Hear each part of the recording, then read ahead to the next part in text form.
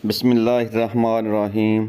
देसी हिकमत tips channel देखने वाले तमाम मेरे दोस्तों को मेरी तरफ़ से अस्सलाम वालेकुम। आज मैं आपकी खिदमत में एक बहुत ज़बरदस्त टिप्स लेके आया हूँ उन औरतों के लिए जो हामला होती हैं, तो वो डॉक्टर के पास जाने से परेशान होती हैं या लेडी डॉक्टर के पास जाने से शर्माती हैं। तो मैं आज उनके लिए एक बहुत ज़बरदस्त घरेलू एक टिप्स रेमेडी लेके आया हूँ जो अपने हमल को घर में ही चेक कर सकती हैं। तो आपने करना क्या है, गौर से सुने।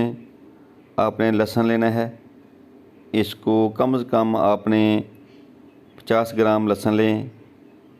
तो इसको अच्छी तरह कूट कर इसका जो नुकदा बना लें, इसकी गोली बना लें। तो उसके बाद आपने मल के कपड़े के अंदर इसको लपेट कर अपने शर्मगाह के अंदर रखें सुबह उठते ही।